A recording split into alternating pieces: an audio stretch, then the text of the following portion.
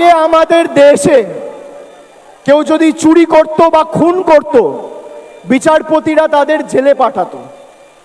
আর আজকে মোদিজির ভারতবর্ষে চোরেরা, খুনিরা বিচারপতিদের উত্তরীয় পড়িয়ে দলে স্বাগত জানাচ্ছে। এর বিরুদ্ধে জবাব দেবেন না? দেবেন না? তৃণমূলের লড়াই শুধু বিজেপির বিরুদ্ধে নয়।